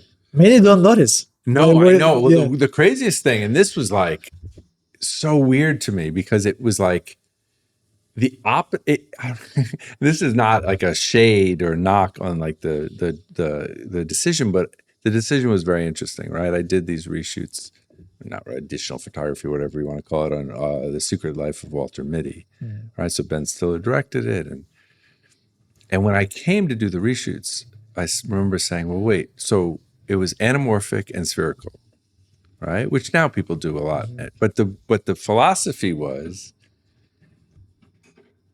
and maybe I'm going to get it wrong, but whatever it was sort of the opposite of what I would think. But basically, the fantasy world, let's say, was anamorphic, right? And the real world, you would think the real world was spherical, right? Because it's a little more real, and there's something to anamorphic that's a little bit not real, right? It's squeezed and unsqueezed. So let's say the fantasy world, when he's Walter Mitty, you know, or when he's like in the fantasy, it went to anamorphic, and then in the real world, it was spherical. That made sense. But what was interesting about the way they photographed it was, so spherical, generally speaking, is going to have more depth of field, right? Because a 25 mil is going to have, right? So you would think, oh, that's good. You want there to be more depth of field to differentiate those two worlds better. But what they did was they took the spherical, they pulled all this stuff a stop, shot it wide open, and then took all the anamorphic and shot it really deep. So that outside of just the differences in the lensing between a C series and like a spherical lens, the depth of field was negated. So like suddenly the spherical stuff was wide open, so it almost looked anamorphic, and the anamorphic stuff at times looked almost spherical. So I went, well, why'd you make the decision? Like it was such a subtle difference, except for in that part, I was like, that's really interesting and strange. It never quite made sense to me. But you know, that's what, because I only had to do it because when you do these sort of like additional photography for somebody else's movie, and I've done it many, many times, you're reverse it like a shot deck recreations, which is where we started. You're like reverse engineering what they did, because sometimes you have information, and like this is a good example because we started with shot deck recreations, right? Is I had to do my own version of that for years before we started that contest. And I remember there's a shot, and the hardest part when you're doing these reshoots, and this is even if you shot the movie, is like real shot, reshoot, real shot. In the middle, wedged in between, a close-up of Adam Scott. And it's like a year later, they've put a fake beard on, and you're being asked to like relight this close-up exactly like the thing. And it has to be cut in like that. And I had to do that like so many times in that movie. And I love the movie, and I love Ben Stiller, and I think the movie's fantastic, and it's really well photographed. And so it's a real challenge to go, oh my God, this thing has to sit seamlessly in there. And now I have to like work to reverse engineer how they did it and recreate it like exactly. Yeah. So yeah. The recreations are fun. They're really hard, Yeah. but they're great. They're really great ways to learn, Yeah. like incredible ways to learn about like how somebody got to where they got, you know, because it's all those same things. Like, oh, what is that? Is that sun? Is that a light? It started as an exercise for me, because when I saw this first time we were doing this recreation contest, I was like, oh, I'm just going to try myself to participate. And when you do this, it just, you just see it in a way, and it like reverse engineering, and then you figure out like, oh, they use that decision. When you watch it, you know what's going on. But when you start actually recreating, you like realize, okay, they actually decided to go the angle further than you would usually do. Yes, like, exactly. Yeah, and I was like, no, I think it's an incredible exercise for young DPs to do. Yeah, for sure. And if you're like me and you start to then have to do that professionally, it's an incredible experience, right? Like to actually have to then recreate for real and like do it for somebody else's movie and make it match exactly the same. Tell me a little bit more about the transition to digital from film. How did it work for you? I was so resistant to it for a while. I remember the first time that I did it at all was, and I think it was, I can't remember the exact year, but I mean, there was a strike. It was an actor strike. And so in order to get around the contract of the SAG contract, which was the Screen Actors Guild, they went to the contract which was AFTRA, which was like the alliance of like film and television and radio actors or something. And in that contract, in the SAG contract, somehow in the language, it said something about shooting film, because that's all there was back then. But because this also dealt with television broadcasters and stuff, this other contract, it didn't have that language. So the studios, because they're you know, conniving or smart, however you think about it, were like, this contract allows us to take all these actors and hire them on an AFTRA contract. And that season of pilots for everything in television, everything was dictated to shoot digitally. And at that time, there was like the Panavision Genesis or something, you know. The Red had come out a little bit before, the Red one, the first one. There was this, the whatever, the 950 or the one that they shot Phantom Menace on. Like it had existed, but I was super resistant to it. I had never shot with it. I did this really small movie called Trucker with Michelle Monaghan that was really great. And I wanted to shoot with the Red. And I remember writing to Red. This is like, they had only produced that little like show reel that what's his name, the director from Lord of the Rings did. And it was amazing. And I remember thinking, oh, I'm going to write to them. And I'm not sure what I've shot, maybe Garden State. It wasn't enough because they didn't give me a camera. And so then I shot with the Gemini or whatever, the Genesis, or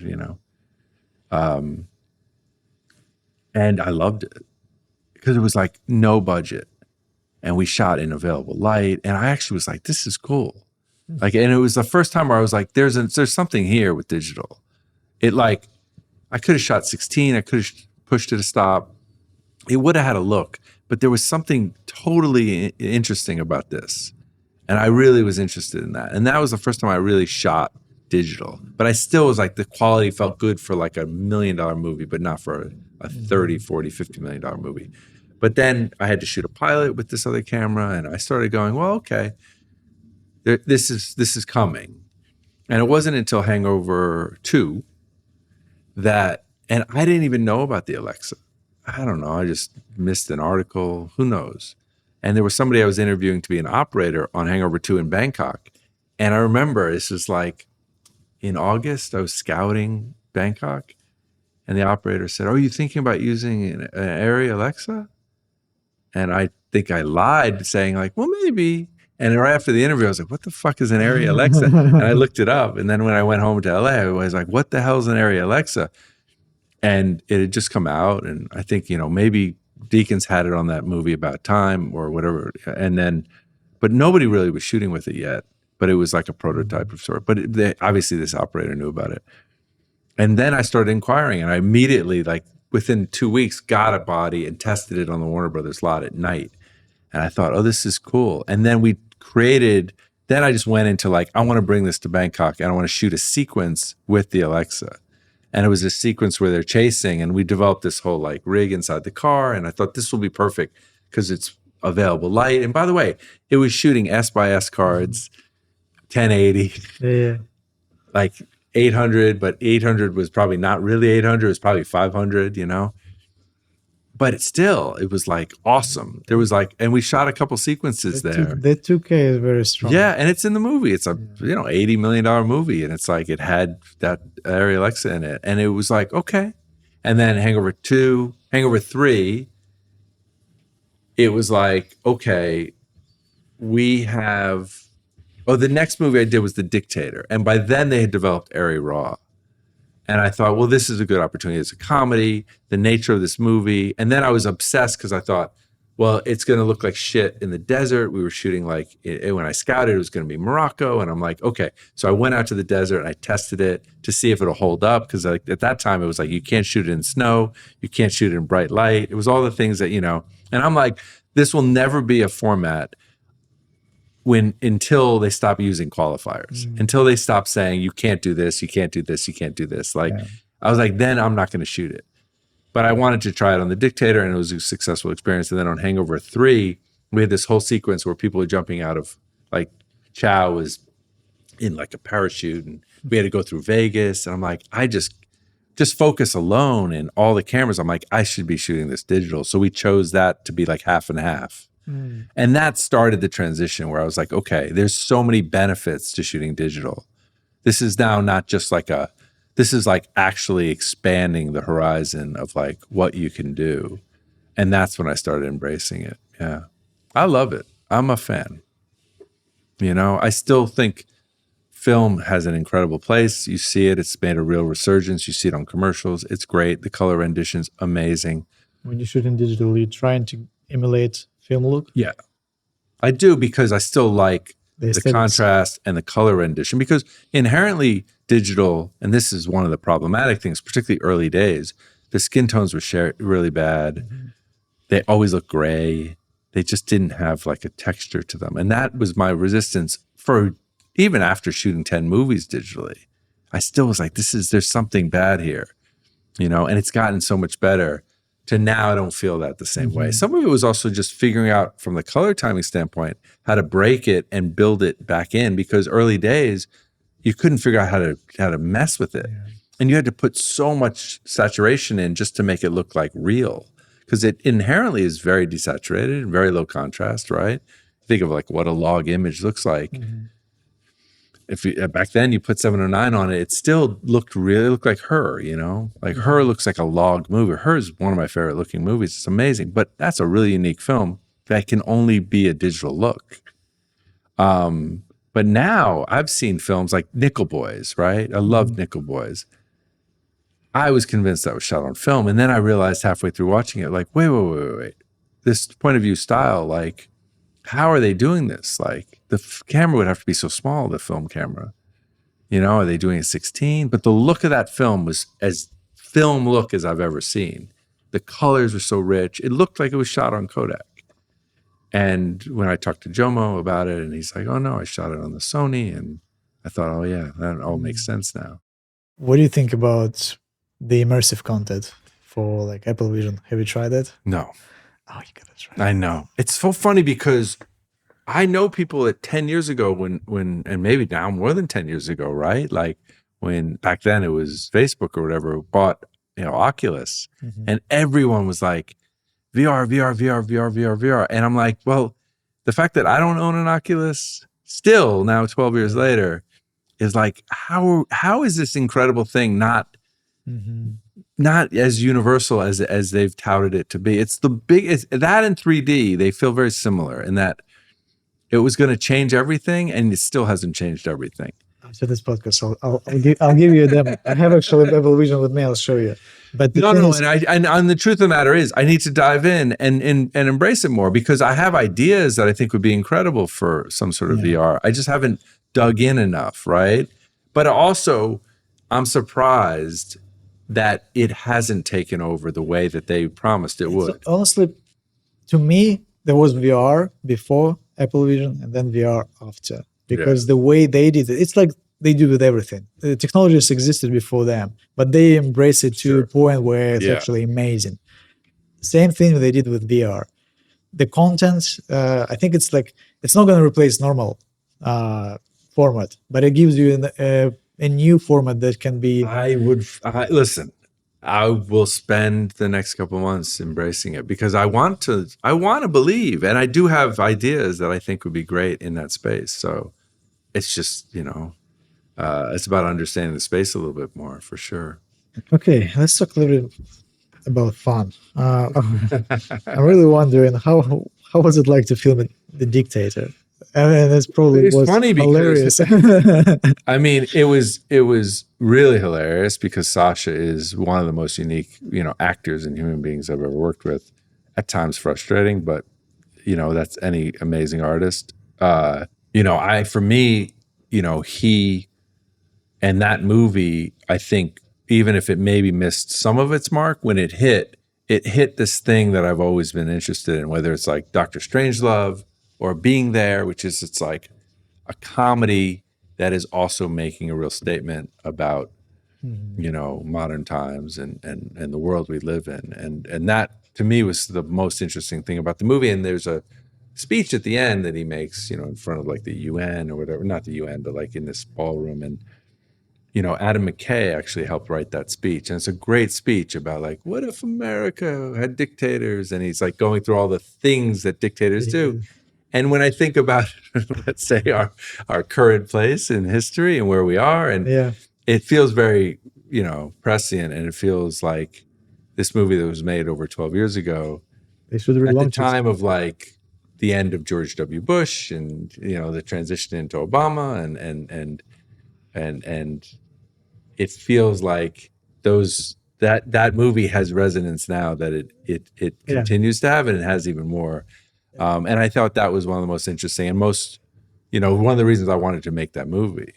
It's like one of those things, timing. Right now, you can relaunch this film. Maybe it will get top 3 on Netflix as well. I feel like people should revisit it, because I think it's one of Sasha's like really smart movies. I mean, he's a really smart guy. Yeah. So no, that was fun. Okay, what was funnier, The Dictator or The Hangover? Because Hangover, to me, it's the funniest comedy ever, and every part gets funnier and funnier. I mean, The Hangover was like, when you talk about movies that are like really dear to my heart and they have a special place for various reasons, The Hangover will always be at the top of that list. One, it was my first movie making with Todd Phillips, who's been the most important collaborator in my life, and he's an incredible filmmaker, and I've learned so much from him. Those 3 guys, Zach and Ed and Bradley, just had a special connection and a special relationship that I think transformed a movie off the page into something way bigger than the parts.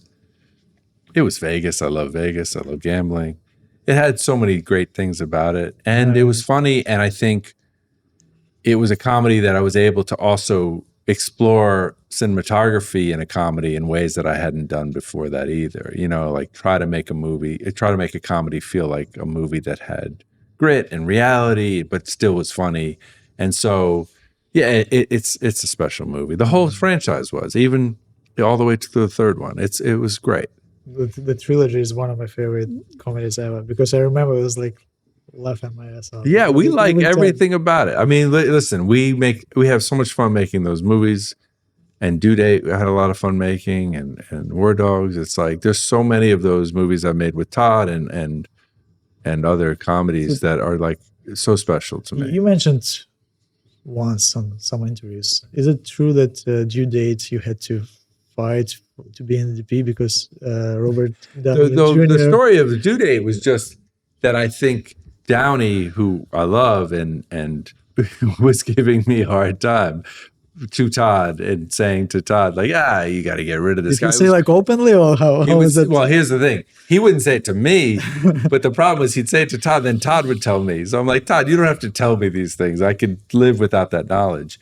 But I think it was, it's like, I think it was Downey recognizing, like, that I was close to Todd. He needed to be close to Todd to be like, a position in the movie to like help navigate it. He's Machiavellian. Downey's a really smart guy and an incredible actor, and a genuinely good person. And I think it was a little bit of like him trying to test me as like I think it was like it's like almost animalistic in the way that he's like, oh, we're both courting this person who's the director to be the closest person to them making this movie. And I think it was like him just being Machiavellian. And it went all the way till the end of the movie, but Downey's tried to get me to shoot some of his movies. It's like, it's all good. And I have massive respect for Downey. I wonder, when did that ice break? During the film? It never really broke. No, because I remember he tested me the whole way, because I remember, he would, and Downey has said this in other interviews, he likes to sort of like take the script and kind of break it apart and then put it back together. He likes to have some ownership over it, even if like some of the parts stay the same. And I understand his process. I see it now. And he did that on this movie. So they would have conversations in the morning, and then, we'd go and make the day.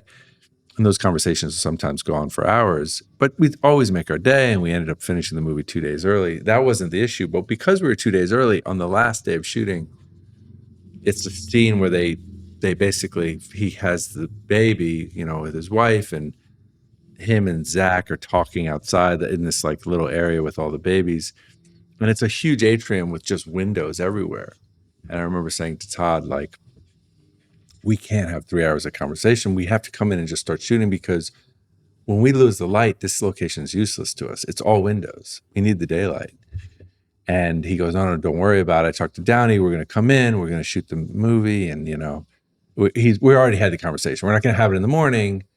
We already had it. And I go, great. We get there. Downey and him start talking, and it's like hours go by. And I'm just looking at my watch, and I'm thinking, well, we're not going to make this. And of course, like, we lose the light. And now I'm thinking, well, we're 2 days ahead. Like, maybe I'm going to push back a little bit. Like, I'm going to see if I have any power in this situation. So I say to Todd, like, we're 2 days ahead. Let's just come back tomorrow. Like, it's not a budget thing. Like, we're ahead. Like, we're fine on money. I'm not going to shoot. We can't shoot. It's dark. Like, we can't light this. And he comes back. He goes, oh, yeah, that's a good idea. He goes, so he comes back like 5 minutes later, and he goes, I talked to Downey, and Downey says, if we don't shoot today, I'm not going to do the marketing shoot on whatever the next day. And so I'm like, and this is Downey finally just giving it to me. Which, by the way, listen, it's a power. He's got more power than me. And so Todd just goes, what can you do? And I go, all right. And I took 2 hours. I took every single light I had in the truck, took it out, bounced it everywhere. And like, just, it was like, and Downey comes back in, and he walks in, and of course it looks like daylight. If you watch the movie, I can show you the scene. It looks like daylight. It's good. Nobody would know. And he just goes, I knew you could do it, Larry. And in that moment, I went, That was the icebreaker. and that was his version of like basically going, first of all, I've got the power. Second of all, like that's the job. Like no is not an answer. Like we always have to execute it, right? And like even when your instincts are no, I can't light this, you have to still find a way. And in these moments, then the answer has to be yes. And of course, I couldn't basically walk off the set and go home. So I made it, and in some way I was like, oh, it's pretty good. We actually made it look like a day. lesson because you didn't believe in yourself that you can do this, and you actually did. Yeah, and also partly I kind of wanted to just be like, well, you know what? You were supposed to not have that conversation, and now you did. So I'm going to try to like wield some power back. But obviously, I didn't have the power. He had the power, and that's also something to learn. You know? Yeah. Okay. Talking about old conversation, I remember you also in one of the interviews mentioned that you had an awkward conversation with Todd about filming Joker because you weren't. There was a hint that he wasn't sure that you would like to do this, and you even joked that if you want like Fraser to film it or something like this. No. It wasn't that. It was that. It's an interesting thing because I'd already directed. So this goes back to that conversation we had about directing, right? I had already directed.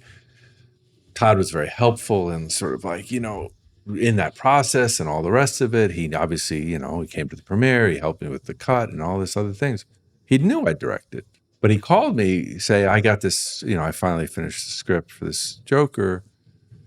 And I was shooting Godzilla, because I went back to shooting. And he said, I just want to make sure, like, are you still shooting? And I was trying to say to him, like, well, yeah, man, I'm in Atlanta shooting a movie. Like, of course I'm still shooting.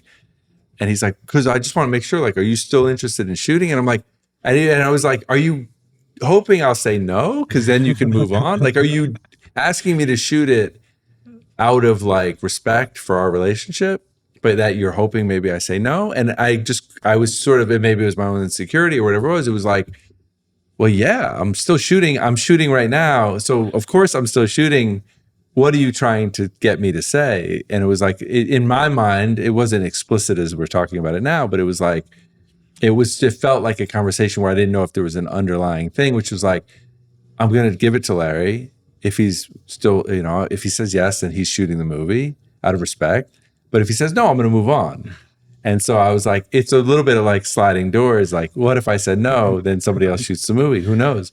But obviously I was interested in working with him again. I was obviously interested in making that movie, and it worked out. Like, listen, I think I was the best person to shoot the movie for sure. So it worked out for him too. The movie obviously did very well, but but yeah, it was one of those interesting conversations because it's like, it speaks to what we talked about before about like, what message do you send once you start doing something like directing? Like, does it confuse the message to your collaborators, right? Let's say you had a budget of Joker 1 for Joker 2. Yeah. What would be approach? How would be different? What you couldn't be? That's a great question. Couldn't afford, and what would you do? Because looking at Joker 1, I see there is a lot more locations, and I see that the way you did Joker 1 is as impressive as you did Joker 2. And I was wondering what would be different if you had the limitation of the money of the first one. Yeah, it's interesting because, well, I think we would have just shot in practical locations more. Like, I mean, we built stuff in Joker, but Joker 2, we built almost everything, right? But that, so even the fantasy aspects, right? Like, the little sort of 11 o'clock hour thing when they're like in front of the wedding chapel and then they go to like a nightclub and then he's on like a Joker and Harley show. These are all built things. It's a much more of a studio movie. Like, by its nature, almost everything in that movie is constructed. There's very little location shooting in Joker 2, whereas Joker 1, yeah, all of his apartment, Murray Franklin, they're built sets. So we did build stuff. It wasn't like exclusively location based. One movie had 72 days to shoot. The other one had 58. So it's like more days, we got. Of course, we have a bit more equipment, but we also are on stage, so we have a lot more lighting to do. When you're on location, there's only so much lighting you can bring into a location. Besides that, like, if we had less days, less money, it's an interesting question as to like what the result of the movie would have been, It's possible it could have been better. I'm pretty sure you Yeah. could have found a way to make it as good. Oh yeah, I don't think it would have compromised it in a major way. You know, it's hard to. Here's the thing: it's hard to make a sequel. Like I say, like you know, The Brutalist, right? It was like a big movie last year. You know, didn't make it. It obviously didn't cost a lot of money. But I can tell you this: if they made The Brutalist 2, which they won't, but let's say there was a Brutalist 2, you know, More Brutal or whatever it was called, right? It would be 3 times the budget. Meaning you don't make a. It's like when you make a sequel, it's going to be more expensive because everybody who, you know, from the actors to whatever, everything that was squeezed is going to expand. It happened on Hangover 2. It's like the nature of making a sequel. To some extent, it would be like if you took the exact same story and it wasn't a sequel and you decided to make it like Joker 1, what would that be like? Because I don't think there's a version where you could make it as a second follow-up to Joker, $1 billion movie, and it not be more expensive. You know what I mean? And not have a couple more days. It's the nature of just, I don't think there's fundamentally a way to do it another way. Maybe, but I don't think that was ever going to happen on that movie. I don't think the Joker's, let's say, Folie à Deux's lack of success is a function of its budget. I think the budget is just an easy way to attack the movie, you know, because people nowadays, they just treat the budget as like that's evidence of some mishandling of resources. But that's not the case in Joker 2, you know? It's like the budget is inconsequential to the result of the movie. It's not like that's the reason. Like the movie, for whatever reason, multitude of reasons, just didn't connect with the audience in a way, or the audience just rejected the same thing that connected them to the first Joker. They sort of found, I don't know. It's one of those confounding things that I didn't expect. No, to me personally, I think it's very underrated because it's one of the things I think this movie, like the one you directed, is not released in the right time. I feel like in 10 years, it may become a classic that everyone's going to be talking about. It was like, how we didn't see that back then? Yeah. Well, what's interesting about the movie, and let's say, you know, obviously it was not a success, but the rejection of the same people that liked the first one is also what the movie's about. And so maybe in a way, it's holding a mirror up to the same people that embraced the first one so you know, enormously to make it such a success, right? It's like Harley's character is rejecting Joker because he chooses not to be Joker. Like he wants to not do the thing that the audience wants the movie to be something it's not. Like the society there. They expecting him to be someone and that he's not. And same for the movie. I know, and they want the movie to be something it's not. Yeah. And I get that. This is the problem with making any sequel, is there's now expectations. I remember going to see the second Matrix. I can't even tell you if the second Matrix is good because it wasn't what I wanted it to be. Yeah. Right? The first one was so good. So I rejected the second one and was frustrated by it in the same way, right? And it's like, it's a little bit of like the inherent challenges of making a second movie, you know, to anything. You know, some obviously have worked out for sure, you know. Yeah.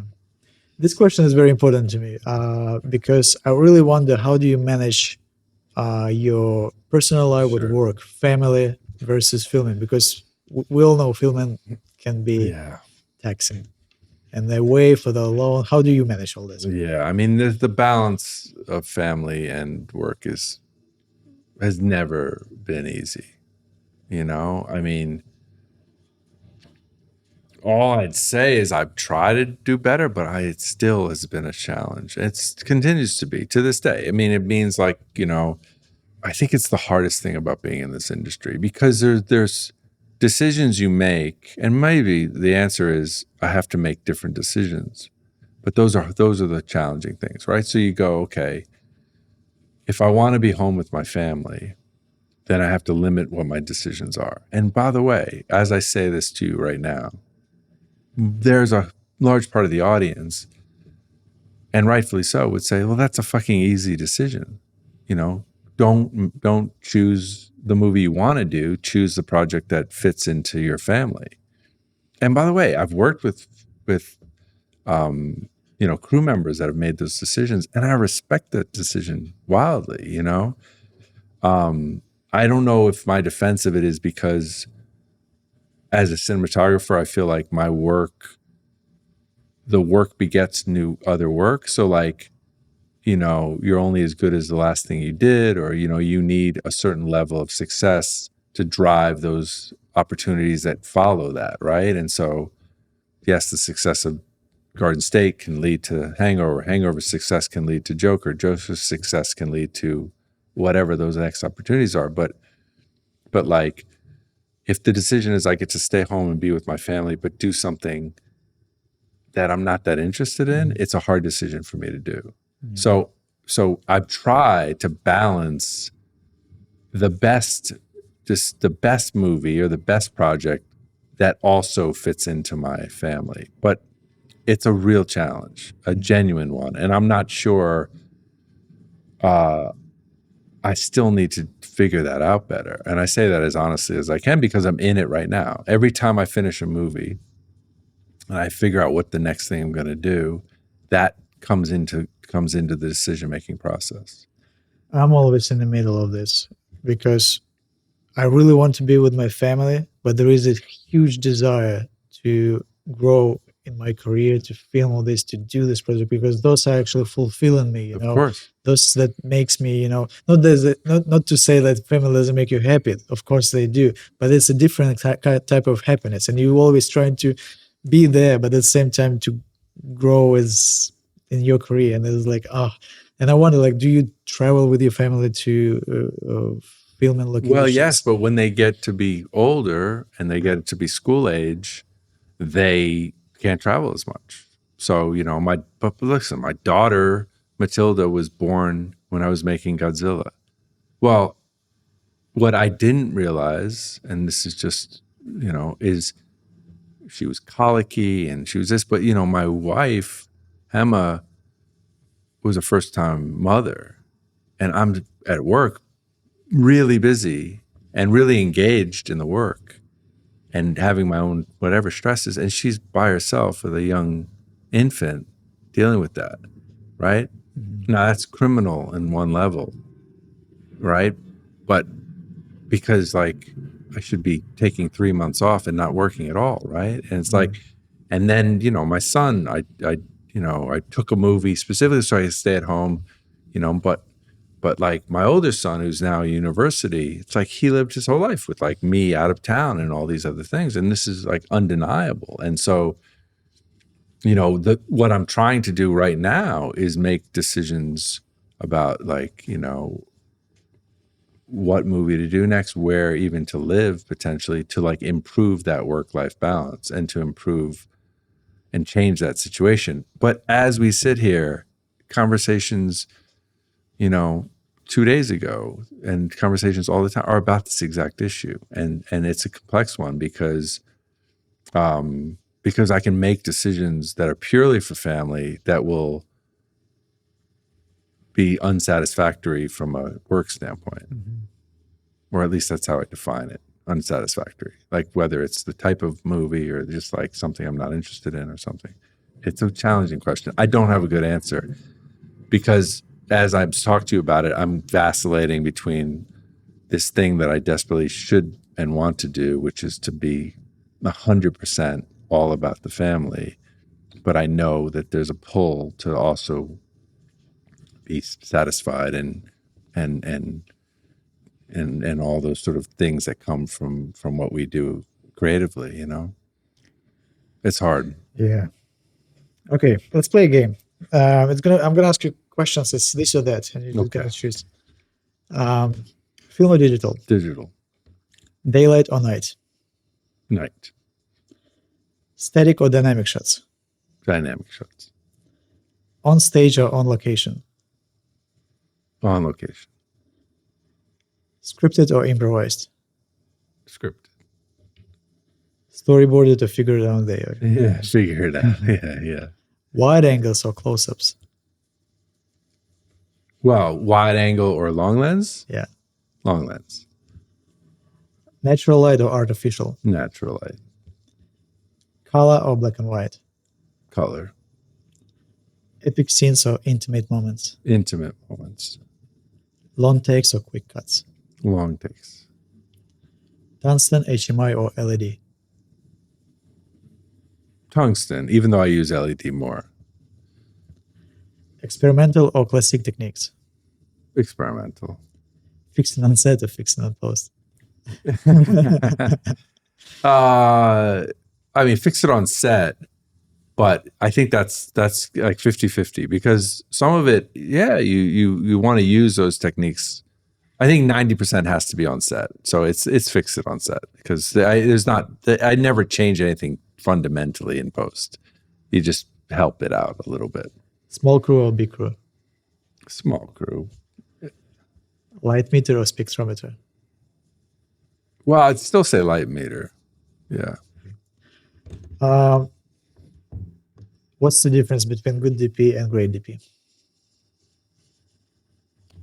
I think the difference between a good DP and a great DP is probably their choices in director. I think the greatest DPs are given an opportunity to be great by great material and great directors. And the material, the director can always bring the material up. And I think the director is the most important part of the equation. Thank you. Thank you very much. Thank It was you. a pleasure. You got it. It was really nice. Thank you.